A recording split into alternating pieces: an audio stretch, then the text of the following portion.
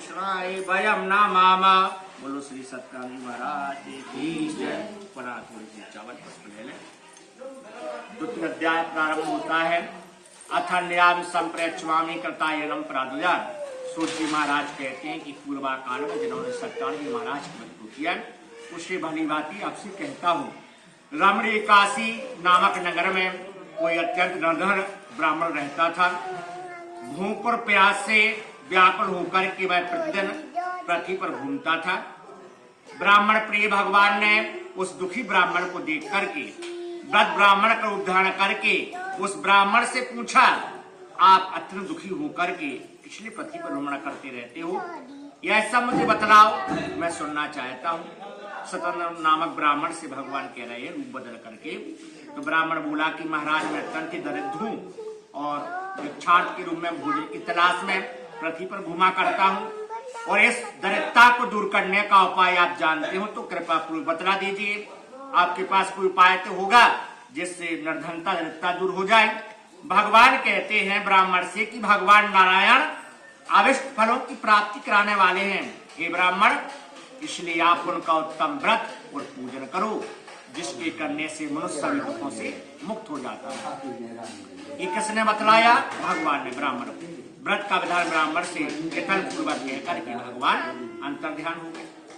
अब ब्राह्मण सोच रहा है कि जो व्रत ब्राह्मण ने हमें बतलाया है उसे मैं अच्छी प्रकार से करूंगा।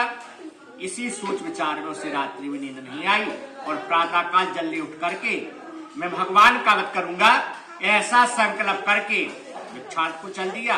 उसे उस बहुत सा धन प्राप्त हुआ और उस धन से उसने अपने बंधु बांधवों को सबको इकट्ठा किया। सत्यनारायण जी महाराज का व्रत किया। इस व्रत के प्रभाव से ब्राह्मण की सभी दुख से मुक्त होकर के समस्त संपत्तियों से संपन्न हो गया। उस दिन से लेकर के प्रत्येक महीने तक उसने व्रत किया और भगवान सत्यनारायण के इस व्रत को करके वह श्रेष्ठ ब्राह्मण सब पापों से मुक्त हो गया और दुर्लभ मोक्ष पद को प्राप्त किया।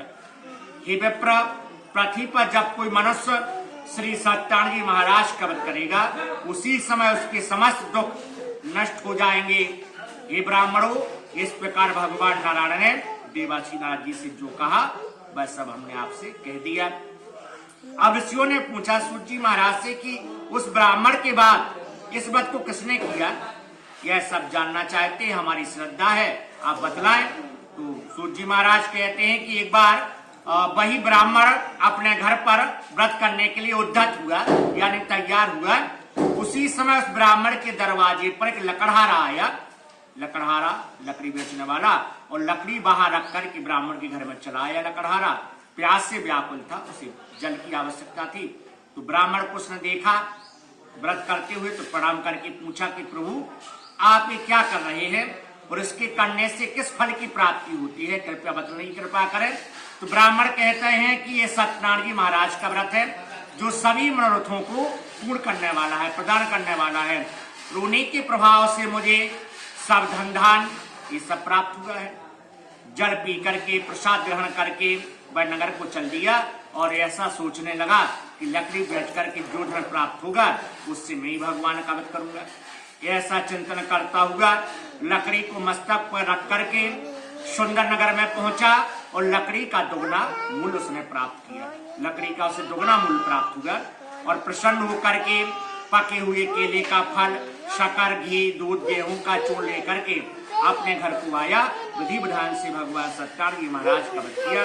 इसके प्रभाव से धन पुत्रों से वह संपन्न हुआ और नाना प्रकार के सुखों का भोग करने को प्रांत में शतयुग को चला गया।